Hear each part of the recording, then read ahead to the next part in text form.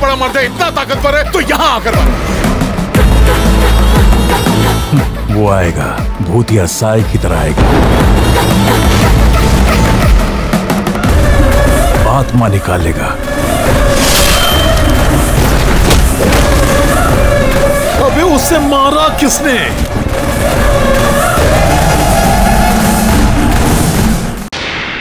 Request করছি এগুলো কিন্তু প্লিজ এখান থেকে সরো।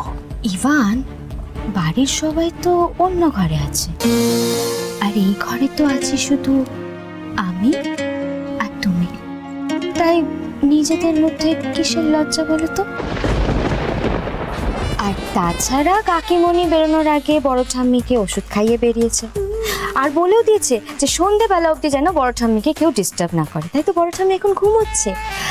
আর বাকির অন্যরা মানে ওরা কেউ এদিকে আসবে না। তাছাড়া জবলের দিকে তো আমি বলেই দিয়েছি যে আমি আর ইভান আজকে বাইরে থেকে খাবার অর্ডার করে খাবো, তাই আমাদেরকে ডিস্টার্ব করার মতন এখানে কেউ নেই মিস্টার। আমি তো খুব ভালো করেই জানি তুমি কি পছন্দ করো, আজ তাই আমি তোমার পছন্দ করা খাবারই আনিয়েছি। এবার এসো তো, এসো এদিকে, একটু শান্ত হয়ে বসবে, এসো বসো।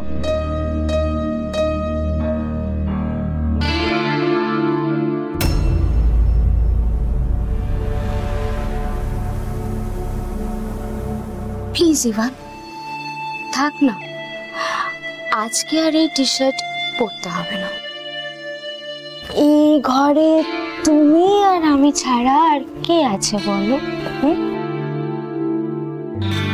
ওয়াও, কি সুন্দর ফিজিক তোমার! কষ্ট করে তো এটাকে বানিয়েছো শো অফ করার জন্যই, তাই না? ইভান, তোমাকে না এইভাবে দেখতেই আমার বেশি ভালো লাগে জানো। এইরকম ফিগারই তো আমার পছন্দ। কেউ এর মূল্য বুঝুক আর না বুঝুক, আমি তো বুঝি ইভান।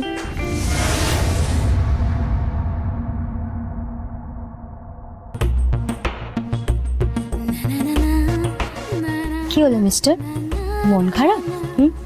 আজকে কিন্তু একদম মন খারাপ করা চলবে না। আজ এই ঘরে মন খারাপের নো এন্ট্রি।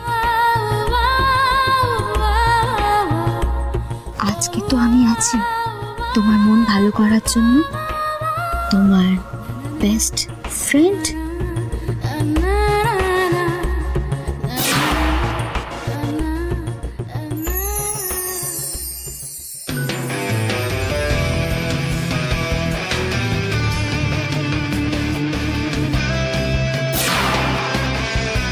রাইকা, আমি এইসব জিনিস অভ্যস্ত নয়। একদিন এগুলো খেলে কিচ্ছু হবে না ইভান, ট্রাস্ট মি। দেখবে মুহূর্তের মধ্যে মাথাটা কিরকম হালকা হয়ে যাবে। কোনো মন খারাপই তোমার কাছে একদম ঘেঁষতে পারবে না। না,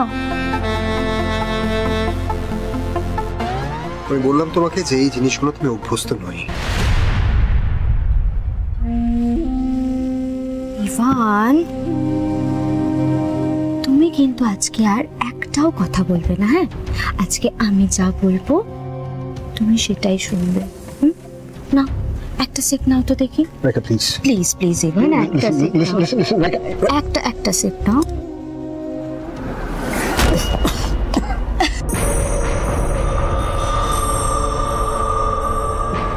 প্রথম এরকম একটু মনে হয়, তারপর দেখবে সব ঠিক হয়ে গেছে।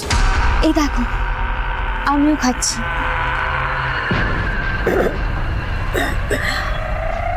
ইভান, ফার্স্ট স্টেপটা কিন্তু তুমি পেরিয়ে গেছো, এবার নেক্সট স্টেপে পালা।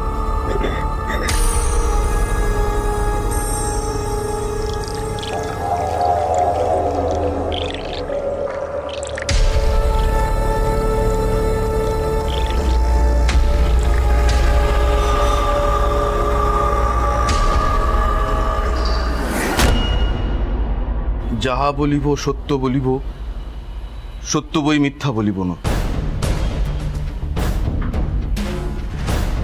মিস্টার গাঙ্গুলি, মহামান্য আদালতকে আপনি আপনার পরিচয় জানান, আর জানান নিহত বৃষ্টি সান্যাল আপনার কে হতেন আর ওনাকে আপনি কতদিন ধরে চিনতেন।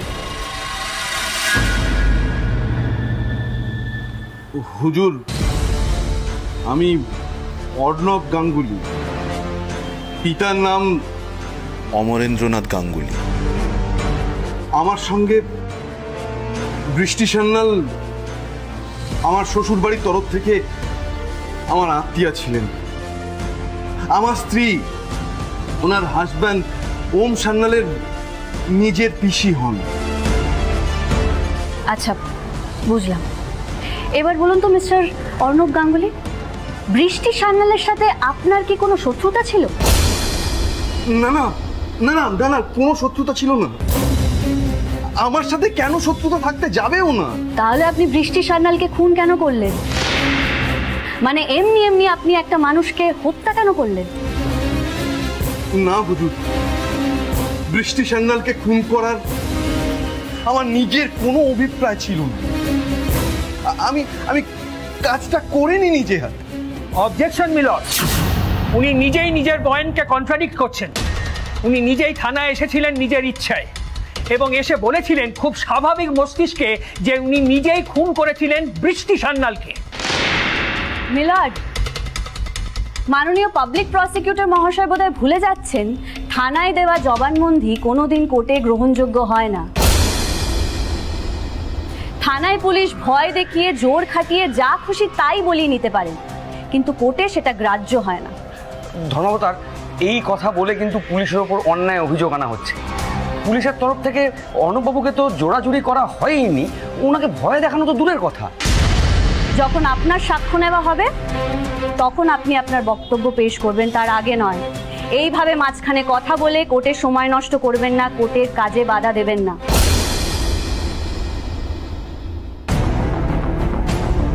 হ্যাঁ মিস্টার গাঙ্গুলি, আপনি কি বলছিলেন? বৃষ্টি সান্যালকে খুন করার পেছনে আপনার কোনো অভিপ্রায় ছিল না? তাহলে আপনি থানায় গিয়ে ওই জবানবন্দি দিলেন কেন? আমাকে হুমকি দেওয়া হয়েছিল ধর্মবতার। আমাকে প্রাণে মেরে ফেলে দেওয়ার হুমকি দেওয়া হয়েছিল।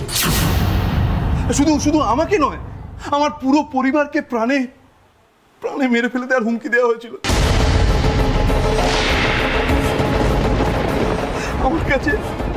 আমার কাছে জবানবন্দি দেওয়া ছাড়া কোনো উপায় ছিল না ধর্মবতা।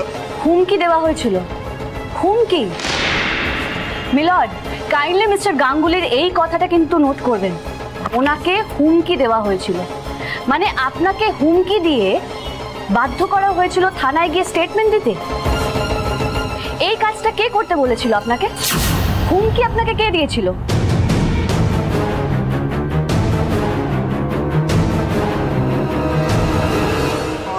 আমি জানি না, আমি কিচ্ছু জানি না ম্যাডাম। ওই অফিসারকে জিজ্ঞেস করুন, উনি সব জানেন। কি বলছেন কি আপনি? আপনার বিরুদ্ধে আমি মানহানি মামলা করতে পারি। কোর্টে দাঁড়িয়ে আপনি মিথ্যে কথা বলবার মজা টের পাবেন। আমি মিথ্যে বলছি না হুজুর, উনি সব জানেন। উনি পরোক্ষভাবে আমাকে মাঝে মাঝে ভয় দেখিয়েছেন। মিথ্যে? মিথ্যে হুজুর, ডাহা মিথ্যে। ওকে তো আমি এক্ষুনি মজা। কি শুরু করলেন আপনারা? আপনার শান্ত হন, তা নাহলে কিন্তু আমি আইনি ব্যবস্থা নেব। হুজুর আপনি নিজেই দেখুন, আপনার সামনে আপনার উপস্থিতিতে কিভাবে আমাকে শাসাচ্ছি। আপনার পিছনে আমার সঙ্গে কি ব্যবহার করেছে আপনি বুঝতে পারছেন? প্লিজ প্লিজ আমাকে বাঁচান, নাহলে এরা সবাই মিলে আমাকে চেঞ্জ করে ফেলবে হুজুর।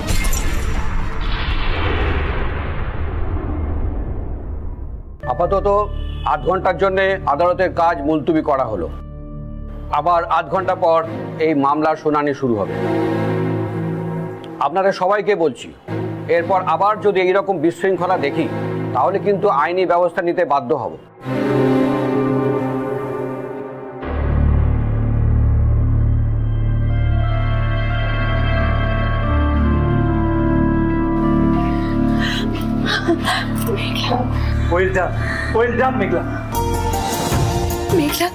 মেঘলা, আমি তোমার কাছে চিরকৃতজ্ঞ হয়ে থাকবো। তুমি যেভাবে লড়াই করছো তার জন্য আমি সত্যি তোমার কাছে কৃতজ্ঞ। You are simply great, Meghla.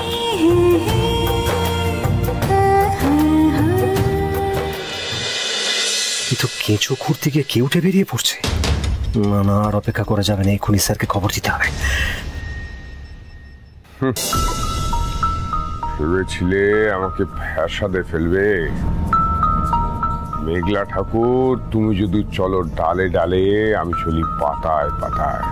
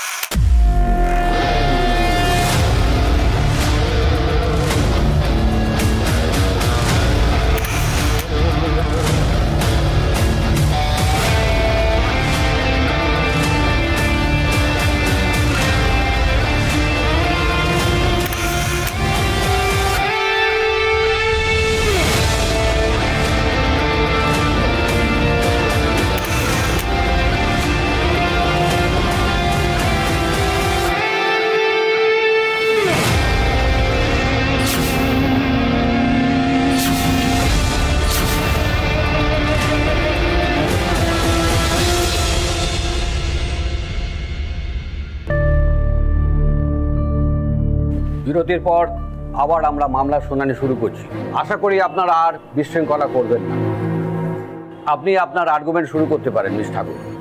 Milord, একটু আগে আমাদের মহামান্য আদালতে যেটা ঘটলো তার থেকে একটা জিনিস কিন্তু দিনের আলোর মতন পরিষ্কার হয়ে গেল।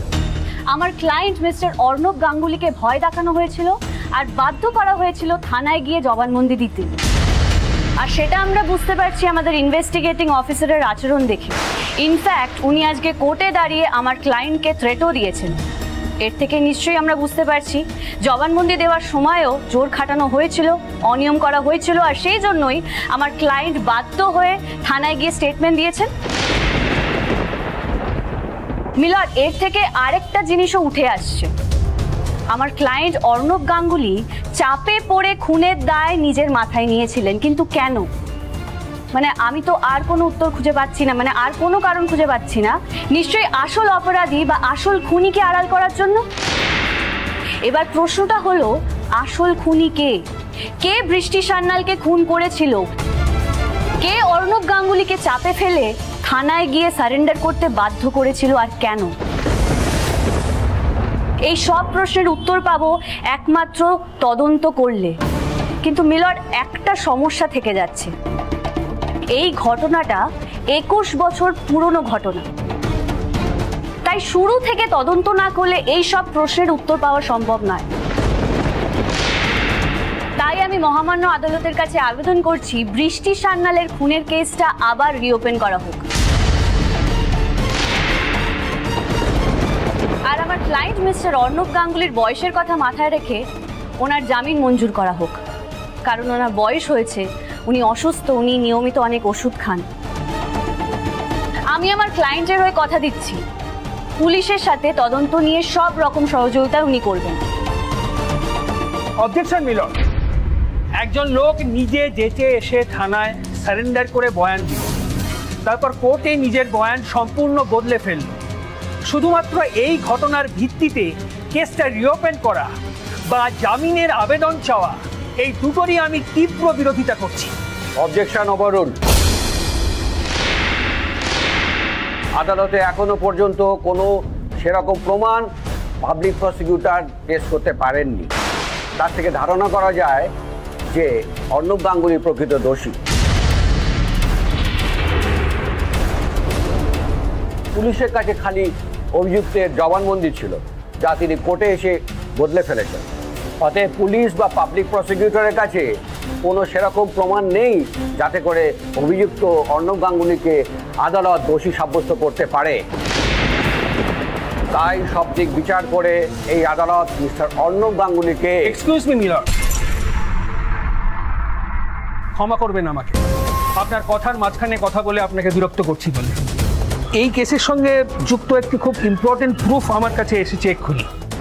আমি আদালতকে অনুরোধ করব যে কোনো রকম সিদ্ধান্তে পৌঁছানোর আগে এই প্রুফটা যেন একবার দেখে নেওয়া হয়, প্লিজ।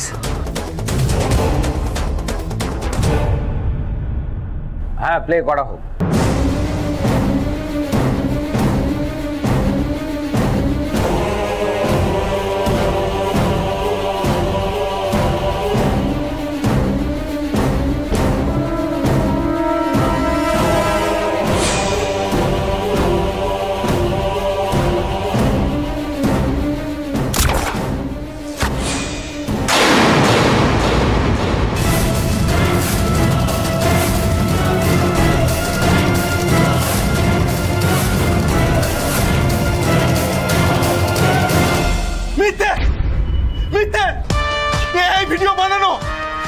সত্যি নয়।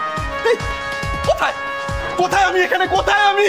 আপনাদের চোখে কি নেওয়া হয়েছে? এখানে কোথায় আমি? এখানে তো এই লোকটা দাঁড়িয়ে আছে। আমি নেই, এই লোকটা, এই কালো কোট পরা লোকটা দাঁড়িয়ে আছে। আপনি খুনি? Order order order. আরে কিসের অর্ডার? কে আপনি? কোথা থেকে আসছেন? অর্ডার অর্ডার অর্ডার অর্ডার তো মেনু কার্ড কোথায়? হ্যাঁ, খাবো কি?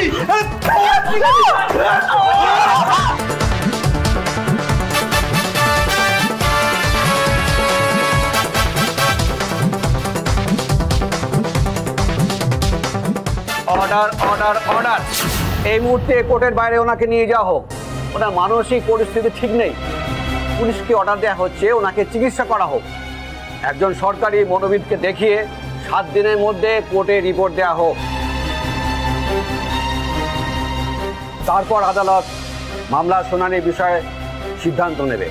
Till then the court is adjourn. খাবার অর্ডার দিয়েছে। আরে খেতে হবে তো, খাবারটা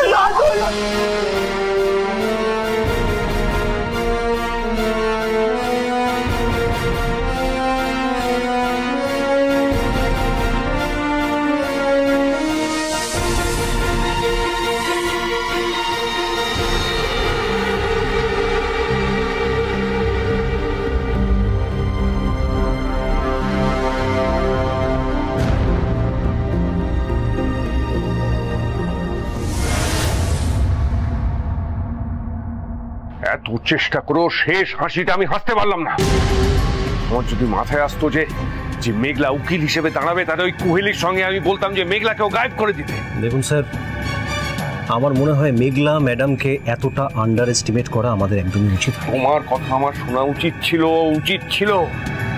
ওই অর্ণবকে দোষী প্রমাণ করার জন্য সবকিছু আমি সাজিয়ে রেখেছিলাম, কিন্তু এইভাবে হাত ফসকে বেরিয়ে যাবে আমি বুঝতেই পারিনি। অর্ণব দোষী প্রমাণ হয়ে গেলে বৃষ্টির কেসটা সারা জীবনের মতো সাল্টে যেত। আমি পারলাম না একমাত্র মেঘলার জন্য। কিভাবে টাইট দিতে হয় ঘরে বাইরে সাঁড়াশির মতো আমি ওকে চেপে ধরবো, যাতে ভগবানের কাছে নিজের মৃত্যুর জন্য কামনা করে। আচ্ছা, তোমার কি মনে হয় যে ওই অর্ণবের সত্যি মাথা খারাপ হয়ে গেছে?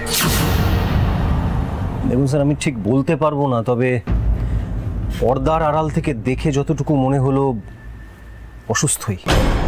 কিন্তু এই ব্যাপারেও তো আমি আপনাকে নিশ্চিত হয়ে কিছু বলতে পারছি না, তার কারণ এটা তো মেঘলা ম্যাডামেরই চাল হতে পারে। উনি হয়তো আগের থেকেই অর্ণব স্যারকে বলে রেখেছিলেন, বুঝিয়ে রেখেছিলেন, শিখিয়ে পড়ে রেখেছিলেন যে যদি কোনো রকম বেগতিক দেখেন তাহলে অসুস্থ হওয়ার ভান করবেন, অভিনয় করবেন, অন্তত শাস্তি তাতে হবে না। ঠিক। একটা সুস্থ স্বাভাবিক লোক হঠাৎ করে তার মাথা খারাপ হয়ে যাবে কি করে?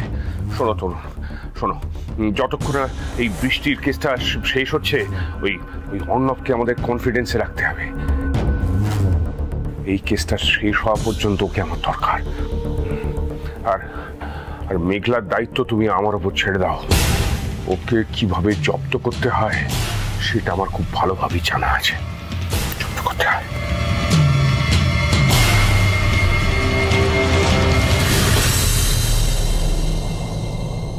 রাস্তায় জ্যাম ছিল, কোর্টে পৌঁছাতে আমার একটু দেরি হয়ে গিয়েছিল। আমি না গাড়ি থেকে নেমে কোর্টের দিকেই যাচ্ছিলাম, জানো, হঠাৎ করে দেখি 2-1 আমাকে পেছন থেকে চেপে ধরলো। আমি প্রচন্ড চেষ্টা করছিলাম ছাড়ানোর, দস্তাদস্তি করছিলাম, কিন্তু কিছুতেই পারছিলাম না। তারপর হঠাৎ করে ওরা আমার মুখের মধ্যে কিছু একটা চেপে আমাকে গাড়িতে তুলে দিল। কেন জানতে পারি? মানে আবার আমি কি করলাম? বাহ, যার জন্য এত ঘটনা সে নিজেই জিজ্ঞেস করছে কি হয়েছে। হ্যাঁ, কি হয়েছে তুমি জানো না, নাকি না জানার অভিনয় করছো? বলো, সবাইকে বলো কি করেছো। না না, আমি বললে তো বলবে যে আমি নিন্দা করছি, তো নিজের মুখেই বাড়ির সবাইকে বলো, সবাই শুনুক। মেঘলা, এই মেঘলা, কি হয়েছে কোর্টে? আবার কি করেছো তুমি? মেঘলা, বাবা কি বলছে? সকালবেলা যে তুমি কোর্টে উকিল নিয়ে গেলে সেটা তো মানে সেই অবধি আমরা সবাই জানি, কিন্তু তারপর কি হয়েছে মেঘলা? এশা, ওকে আমার কাছে আসতে দে, আমি ওর সাথে কথা বলছি।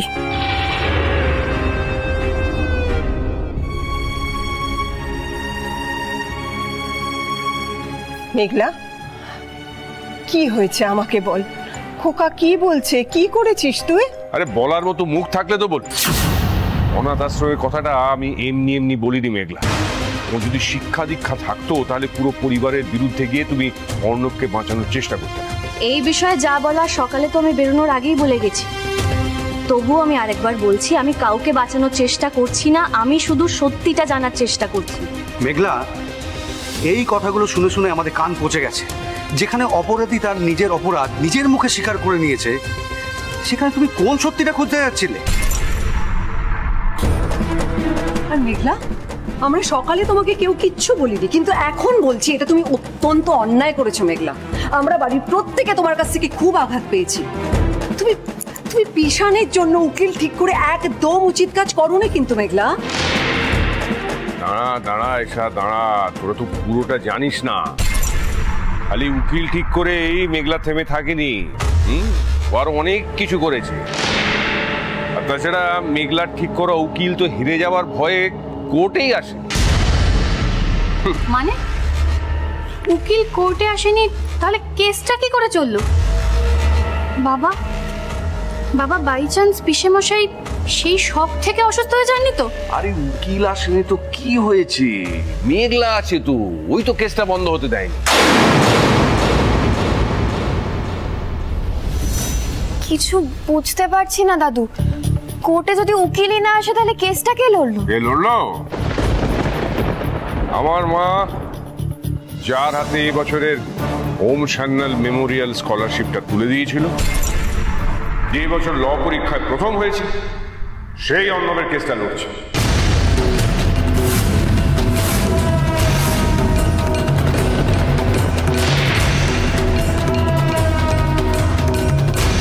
মেঘলা, মেঘলা পিশানের হয়ে কেস লড়েছে? মেঘলা, যা শুনছি তা কি সত্যি? বড় ঠাম্মি, বিশ্বাস করো, আমার কাছে কোনো উপায় ছিল না বড় ঠাম্মি। কুয়েলি ম্যাডাম কোর্টে পৌঁছানোর আগে ওনাকে কেউ কিডন্যাপ করে আটকে রেখেছিলেন, যাতে উনি কোর্টে কেস না লড়তে পারেন। উনি আসছেন না দেখে পিসি ঠাম্মি, পিসিমণি আর পিসান এমন কান্নাকাটি জোরে বসলেন, আমার কাছে কোনো উপায় ছিল না। আমি আর চুপ করে বসে থাকতে পারলাম না, প্রায় বলতে পারেন বাধ্য হয়ে আমি কোর্টে কেসটা লড়তে গেছিলাম। মিথ্যে কথা, মিথ্যে কথা মা, তুমি ওর কথা একটাও বিশ্বাস করবে না। হ্যাঁ হ্যাঁ মামা, আমরা সত্যি ওকে কিচ্ছু করতে বলিনি, ও যা করেছে নিজে থেকে করেছে। হ্যাঁ মা বাবু, আমরা কেউ ওকে উকিল ঠিক করতে বলিনি। কিংশুক, কেস লড়ার কথা কি বলছো? আমরা তো ওকে উকিল ঠিক করার কথাও বলিনি। আরে বাবা, যখন জেনেছিলাম যে অর্ণব বৃষ্টিকে খুন করেছে, তখনই আমি সিদ্ধান্ত নিয়ে নিয়েছিলাম যে আমি আর অর্ণবের সঙ্গে থাকবো না। কিন্তু ওই মেঘলাই তো আমাকে বললো যে অর্ণব নাকি কোনো দোষ করেনি, ও নির্দোষ, ওকে নাকি ফাঁসানোর চেষ্টা করছে। তাই ওর কথা শুনেই আমরা যা করার করেছি। পিসি ঠাম্মিরা এইভাবে দল বদল করলো, এইভাবে আমার পিঠে ছুরি বসালো, আমি জাস্ট ভাবতেই পারছি না। তার মানে এর পেছনে কি অলোকেশ সান্যালের মাথা কাজ করছে? মেঘলা রানী, তুমি ঘুঘু দেখেছো এতদিন, এবার দেখো ফাঁদ কাকে বলে। একটা বিশেষ উদ্দেশ্যে আমি তোমাদের ডেকে পাঠিয়েছি। তোমরা বসো, আমি আমার বক্তব্য বলছি। না না দাদা, ঠিক আছে, বলো তুমি কি বলতে চাও। আজ কোর্টে কি হয়েছে সবই আমার জানা আছে। লাস্ট মোমেন্টে তোমাদের উকিল ওই কোর্টে পৌঁছয়নি, তাই মেঘলা অর্ণবের হয়ে কেসটা লড়েছে। আর অর্ণবকে বাঁচানোর জন্য কি কি করেছে সেটাও আমার জানা আছে। ওই সাজা ঘোষণার আগে হঠাৎ করে অর্ণবের মাথায় একটু গোলমাল দেখা দিয়েছে। সেটা কি করে হলো সেটাই আমি বুঝতে পারছি না। হ্যাঁ মামা, সেটা তো আমরাও বুঝতে পারছি না। বাবা একদম সুস্থ স্বাভাবিক ছিলেন। জানো দাদা, লোকটার না দুশ্চিন্তা টেনশনেই বোধহয় এরকম অবস্থা হয়ে গিয়েছে। আমি তো কোর্টে অর্ণবকে দেখে মারাত্মক ভয় পেয়ে গিয়েছিলাম। জানি না আমার কপালে যে আর কি কি আছে। মানুষ নিজের কপাল নিজেই তৈরি করে। আর অর্ণবের যে অবস্থা, ওকে কিছুদিন ওই মেন্টাল ভাবে থাকতে হবে, তারপর যদি সুস্থ হয় বাড়ি ফিরতে পারবে না। কারণ জজ সাহেব তো সাজা দেয়া পেন্ডিং রেখেছেন, আর ওর অপরাধ তো মোটামুটি ওই কোর্টে প্রমাণ হয়েই গেছে। সুতরাং ও কি সাজা পাবে সেটা তো বুঝতেই পারছো। সুতরাং অর্ণবকে ছাড়া কি করে জীবন কাটাবে সেটা ভাবতে শুরু করো।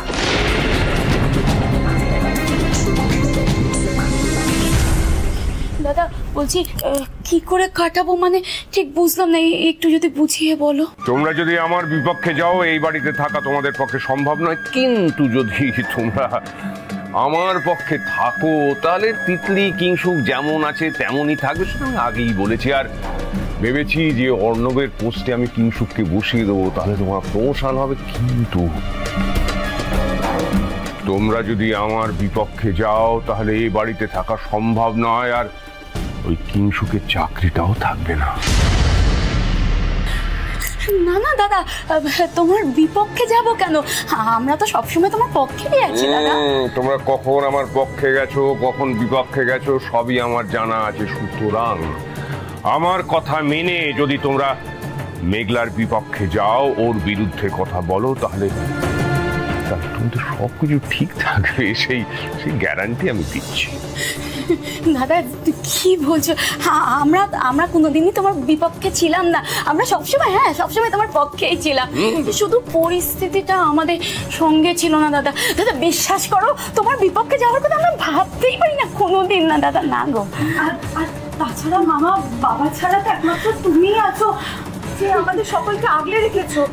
তোমার হাত আমাদের মাথায় আছে মানে আমাদের আর কিছু ভাবতেই হবে না। এই শুধু আমি কেন, সকলেই জানি আমরা।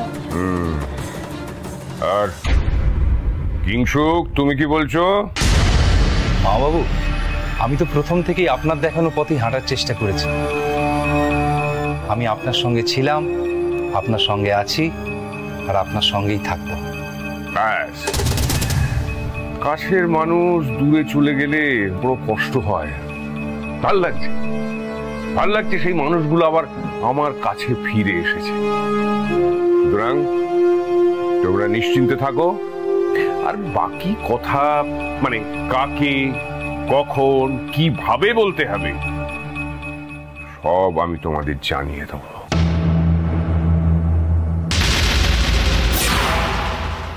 এত কিছু করেও তো শেষ রক্ষা করতে পারলে না মেঘলা। কি লাভ হলো আমাদের বিরুদ্ধে গিয়ে? করতে পারেনি ঠিকই, কিন্তু চেষ্টার কোনো ত্রুটি রাখেনি। ও কোর্টে প্রমাণ করার চেষ্টা করেছে যে অর্ণব খুনটা করেনি, কেউ ওকে ভয় দেখিয়ে ওই খুনের দায়টা নিজের ঘাড়ে নিতে বাধ্য করেছে। কিন্তু শেষ পর্যন্ত পুলিশ এমন একটা প্রমাণ পেয়েছে যে তাতে স্পষ্ট যে অর্ণবই বৃষ্টিকে খুনটা করেছে। তখন তো আর হার মানা ছাড়া অন্য কোনো উপায় নেই। কি মেঘলা? আর হ্যাঁ, আমি পাবলিক প্রসিকিউটরকে অনুরোধ করে কোর্টের অনুমতি নিয়ে সেই ফুটেজের একটা কপি নিয়ে এসেছি। তোমার সচক্ষে দেখো যে ঘটনাটা ঠিক কি ঘটেছিল। এই শ্রীজা, তুই টিভিটা অন করে এই পেন ড্রাইভটা টিভিতে চালিয়ে দেবে। আচ্ছা দাদু।